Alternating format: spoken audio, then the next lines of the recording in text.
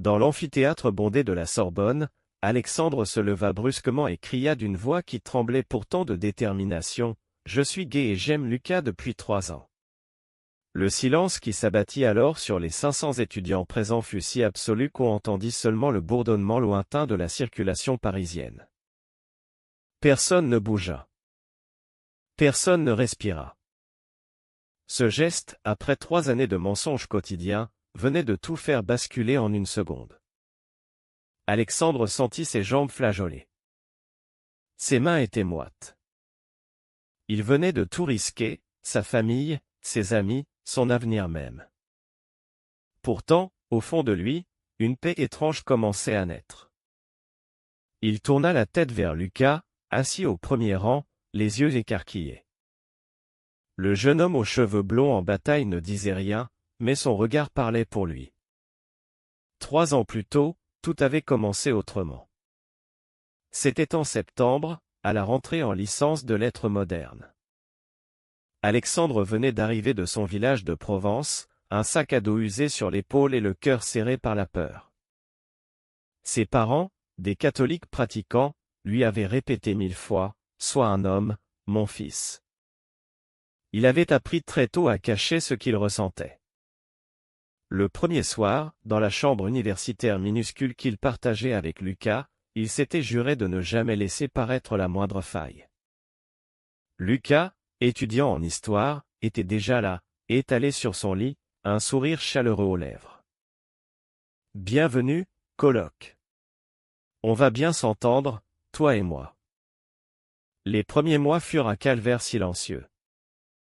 Alexandre souriait aux blagues homophobes de la bande de footballeurs du campus.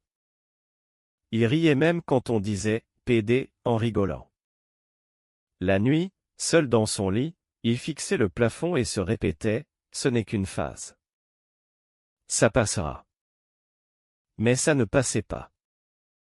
Au contraire, plus il côtoyait Lucas, plus il sentait son cœur s'emballer. Lucas avait cette façon de le regarder quand ils révisaient ensemble, cette manière de lui passer la main dans le dos pour le réconforter après un examen raté. Un soir d'octobre, après une fête trop arrosée, Lucas s'était endormi contre son épaule sur le canapé. Alexandre n'avait pas bougé de toute la nuit, le cœur battant si fort qu'il craignait de le réveiller. Le lendemain, il avait effacé tous les messages qu'il envoyait en secret sur des applications de rencontres. Il ne pouvait pas. Pas ici. Pas maintenant. Les vacances de Noël arrivèrent. Alexandre rentra chez ses parents. Sa mère l'accueillit avec un sourire radieux, « Tu as maigri, mon chéri.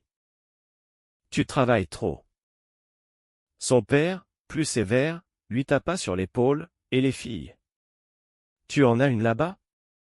Alexandre mentit, comme toujours. Il inventa une petite amie imaginaire nommée Sophie. La culpabilité le rongeait. Il se promenait seul dans les vignes de Provence et pleurait en silence. De retour à Paris en janvier, quelque chose avait changé. Lucas avait commencé à sortir avec une fille de leur promo, une certaine Emma. Alexandre se força à être content pour lui. Il organisa même une soirée pour fêter leur premier mois ensemble. Mais chaque fois qu'il les voyait s'embrasser, une douleur sourde lui traversait la poitrine. Il se mit à courir tous les matins le long de la Seine pour évacuer cette tension. Un matin brumeux, il croisa Lucas qui faisait son jogging lui aussi. Ils coururent côte à côte sans parler. À la fin, Lucas lui dit simplement, « Tu sais, mec, tu peux tout me dire. Je suis là. » Alexandre avait failli tout avouer. Il s'était retenu à la dernière seconde. Les mois passèrent. La deuxième année arriva. Alexandre avait perfectionné l'art du mensonge. Il sortait avec des filles de temps en temps, juste pour sauver les apparences. Mais chaque rendez-vous se terminait par un baiser froid et un sentiment de vide immense. Lucas, lui, avait rompu avec Emma. Il semblait plus proche d'Alexandre que jamais. Il passait des soirées entières à parler littérature, à débattre de Camus et de Sartre. Un soir, Lucas lui confia, « Je ne sais pas ce que je cherche vraiment. Les filles ça ne colle pas toujours. » Alexandre sentit son cœur s'arrêter. Il changea de sujet. La pression familiale s'intensifia. Ses parents vinrent le voir à Paris pour le week-end de Pâques. Ils insistèrent pour rencontrer ses amis. Lucas fut parfait, poli, souriant, le gendre idéal. Sa mère murmura à l'oreille d'Alexandre, « Il est charmant, ton coloc. Dommage que ce ne soit pas une fille. » Alexandre rit jaune. Cette nuit-là, il ne dormit pas. Il se leva à 3 heures du matin et marcha jusqu'à Notre-Dame. Assis sur les quais, il pleura toutes les larmes de son corps. C'est à ce moment que tout bascula lentement. Un message anonyme sur son téléphone, « Je sais ce que tu caches. » Il effaça tout. Mais la peur s'installa. Il commença à éviter Lucas.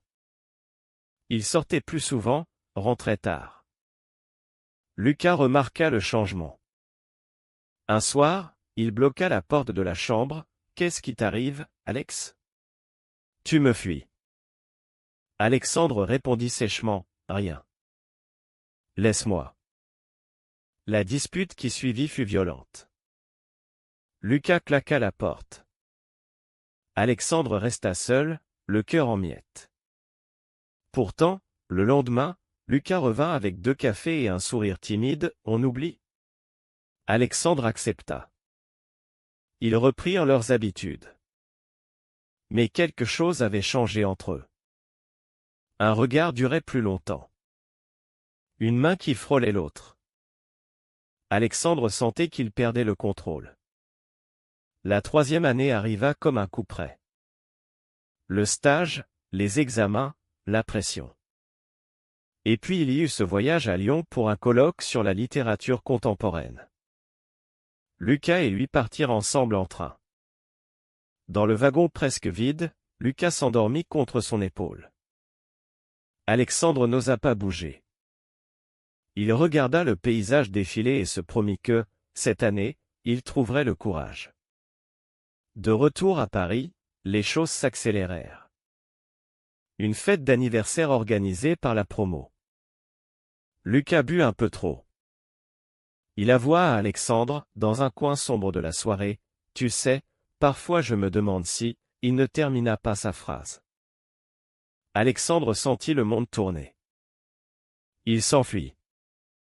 Les semaines suivantes furent un enfer. Il reçut un appel de sa mère, « Ton père a trouvé des photos sur ton vieil ordinateur. Des hommes. Explique-toi. » Alexandre raccrocha. Il marcha toute la nuit dans Paris. Le lendemain, il prit sa décision. La cérémonie de fin d'année approchait. Il allait tout dire. Publiquement. Devant tous. Et maintenant, il était là, debout sur l'estrade, le micro encore chaud dans sa main tremblante. Le silence continuait. Lucas se leva lentement. Il monta les marches. Il prit la main d'Alexandre. Et dans ce silence assourdissant, il l'embrassa. Le baiser dura à peine 3 secondes. Mais pour Alexandre, ce fut une éternité. Les lèvres de Lucas étaient chaudes, hésitantes, pourtant pleines d'une tendresse qu'il n'avait jamais osé imaginer. Quand ils se séparèrent, les applaudissements éclatèrent soudain, timides d'abord, puis de plus en plus forts. Certains sifflèrent. D'autres restèrent figés. Le doyen, au premier rang, ajusta ses lunettes sans savoir quoi dire.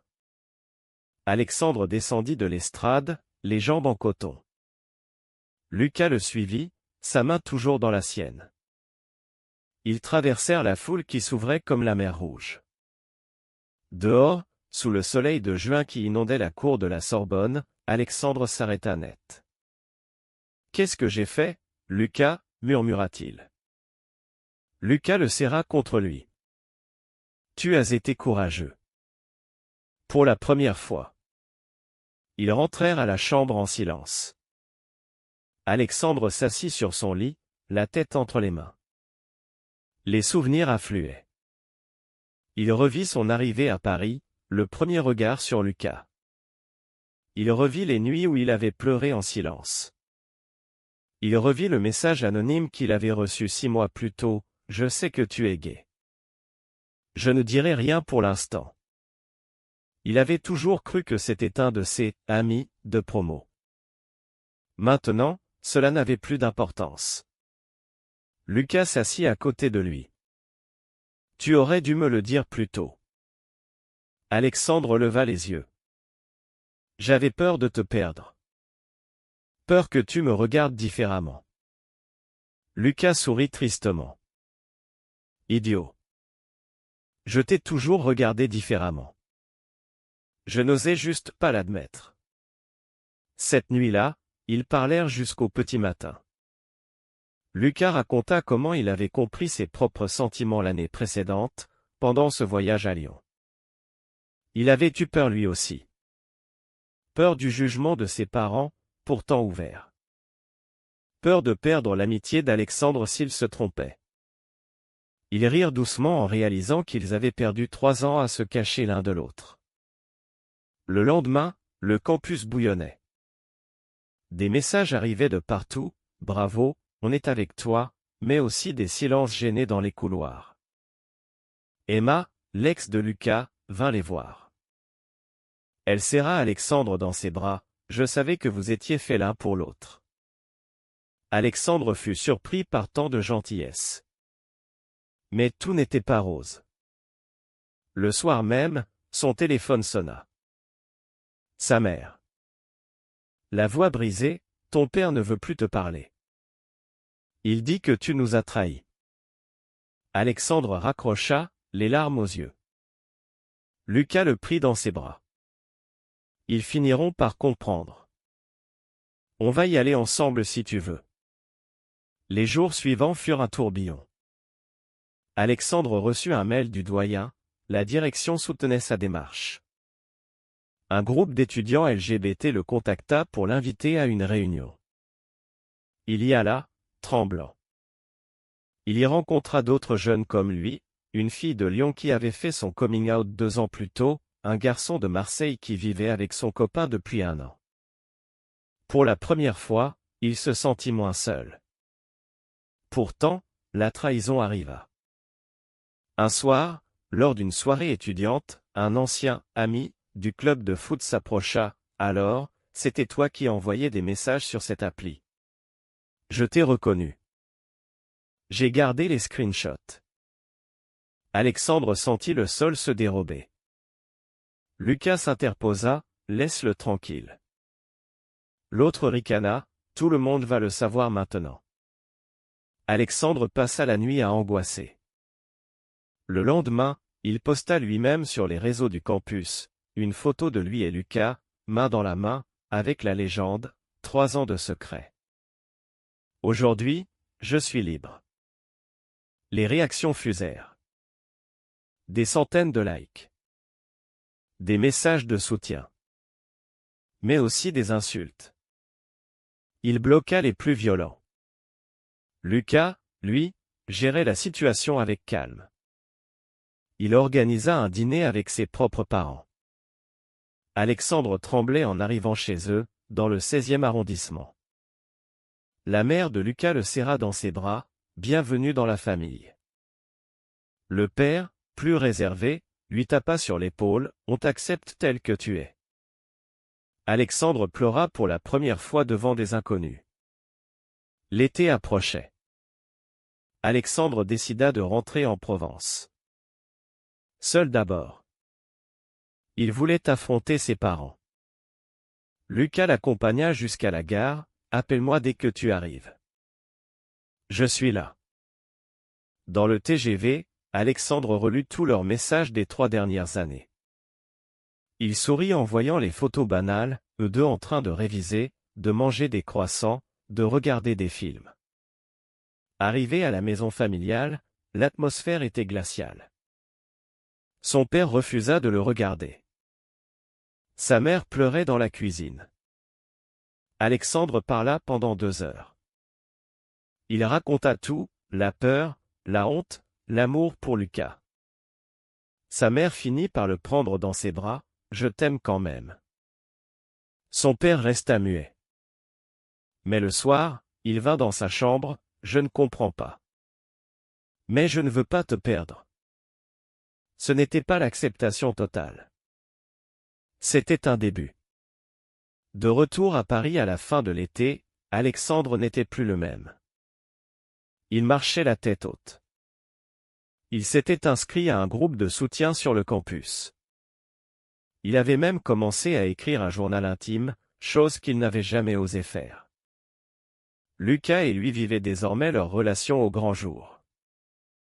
Les petits gestes du quotidien prenaient une saveur nouvelle, se tenir la main dans la rue, s'embrasser avant les cours, rire ensemble sans peur. Pourtant, les défis continuaient.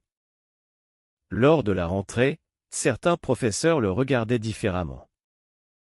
Un jour, pendant un cours sur la littérature queer, un étudiant lança « C'est facile pour toi maintenant, hein ?» Alexandre répondit calmement « Ce n'était pas facile avant. C'est pour ça que je parle aujourd'hui. » Le silence qui suivit fut respectueux. Lucas, de son côté, terminait son master. Il avait obtenu un stage dans une maison d'édition spécialisée dans les romans contemporains. Il proposa à Alexandre de lire son journal intime et de l'aider à en faire un texte. « Ton histoire mérite d'être racontée. Pas pour choquer, mais pour aider les autres. » Alexandre hésita longtemps. Puis il accepta. L'automne fut doux. Ils partirent un week-end à Deauville, juste tous les deux. Sur la plage déserte, Lucas lui dit « Je t'aime. » Depuis le premier jour, je crois. Alexandre répondit par un baiser sous la pluie fine. Ce moment simple effaça des années de doute. Mais la réalité rattrapa vite. Sa sœur cadette, encore au lycée en Provence, l'appela en pleurant « Papa a déchiré toutes tes photos. Il dit que tu es une honte pour la famille. » Alexandre prit le premier train. Il arriva le soir même. La confrontation fut violente. Son père cria « Tu as choisi cette vie. » Alexandre répondit « Non, papa. J'ai choisi d'être moi-même. » Sa mère intervint enfin « Laisse-le vivre. Il est heureux. » Pour la première fois, son père baissa les yeux. De retour à Paris, Alexandre sentit un poids immense s'envoler. Il organisa une petite fête dans la chambre avec Lucas et quelques amis proches. Ils trinquèrent à la liberté. Pourtant, un nouveau coup arriva. L'ancien ami, qui avait menacé de tout révéler, posta une vieille photo d'Alexandre sur un forum anonyme du campus. La légende, regardez qui se cachait. Les commentaires fusèrent. Alexandre passa une nuit blanche. Le lendemain, il alla voir le responsable du forum. Il demanda simplement « Pourquoi ?» L'autre haussa les épaules « Parce que je pouvais. » Lucas l'accompagna au bureau des affaires étudiantes. L'affaire fut traitée. L'étudiant fut sanctionné. Mais la blessure resta. Alexandre comprit alors que la liberté avait un prix. Il décida d'en parler lors d'une conférence organisée par l'association LGBT de la Sorbonne. Devant 100 personnes, il raconta son histoire, les 3 ans de mensonges, la peur, le baiser sur l'estrade. Les applaudissements furent longs. Une jeune fille vint le voir après, « Merci. Grâce à toi, j'ose enfin dire à mes parents que je suis lesbienne. » Alexandre pleura. Lucas, fier, le serra contre lui ce soir-là, « Tu changes le monde, tu sais. » L'hiver arriva. Noël à Paris, loin de la Provence. Lucas invita Alexandre chez ses parents. Le dîner fut chaleureux. On parla littérature, politique, avenir. Pour la première fois, Alexandre se sentit vraiment chez lui quelque part. Pourtant, la tension monta à nouveau. Ses examens approchaient. Il avait du mal à se concentrer. Lucas l'aida à réviser tous les soirs. Un soir, épuisé, Alexandre craqua, « Et si je n'y arrive pas? Si tout ça n'était qu'une erreur ?» Lucas le prit dans ses bras, « Tu es plus fort que tu ne le crois. On est deux maintenant. » Les résultats tombèrent. Alexandre obtint sa licence avec mention. Lucas fêta ça en l'emmenant dîner dans un petit restaurant italien près de la Seine. Sous les lumières de la tour Eiffel, ils parlèrent d'avenir, un appartement ensemble l'année prochaine, peut-être un voyage en Italie. Le printemps revint avec ses promesses. Alexandre avait commencé à écrire vraiment. Son texte, intitulé « 3 ans de silence », avançait. Lucas le lisait chaque soir et corrigeait avec douceur. C'est beau. C'est vrai. Continue. Un week-end, ils allèrent à Lyon pour un festival littéraire. Là-bas, Alexandre rencontra un éditeur qui s'intéressa à son projet. « Votre histoire est universelle, jeune homme. Continuez. » Alexandre rentra à Paris galvanisé. Pourtant, la famille restait un sujet sensible. Sa mère l'appela un matin, « Ton père veut te voir. Viens pour Pâques. » Seul. Alexandre accepta, le cœur serré. Lucas le laissa partir sans insister, « Je suis là si tu as besoin. » À la maison, l'atmosphère était tendue. Son père l'attendait dans le salon. « Assieds-toi. » Il parla pendant 1 heure. Il parla de sa propre jeunesse, de ses peurs, de la religion. « Je ne comprends toujours pas. Mais je ne veux plus te perdre. » Alexandre pleura. Ils s'embrassèrent maladroitement. Ce n'était pas parfait. Mais c'était un pas. De retour à Paris, il raconta tout à Lucas. Ils passèrent la soirée sur le balcon à regarder les étoiles. « On va y arriver, tous les deux, » murmura Lucas. L'été arriva. Ils décidèrent de partir 1 mois en Grèce, juste 2. Sur une plage de Santorin, Alexandre réalisa que sa vie avait changé pour toujours. Il n'avait plus peur. Il était libre. À la rentrée en master, tout était différent. Alexandre donnait désormais des conférences sur le coming out. Il aidait les nouveaux étudiants LGBT. Lucas, de son côté, avait signé son premier contrat d'édition. Un soir d'octobre, Lucas organisa une surprise. Il emmena Alexandre sur le toit de la Sorbonne, là où tout avait commencé. Il sortit une petite boîte, « Je ne demande pas le mariage. » Pas encore. Mais je veux qu'on construise notre vie ensemble. Officiellement. Alexandre dit oui, les larmes aux yeux. Les mois suivants furent un tourbillon de bonheur et de petits combats quotidiens. Une tante refusa de venir au repas de famille. Un voisin murmura des insultes. Mais chaque fois, il se serrait plus fort.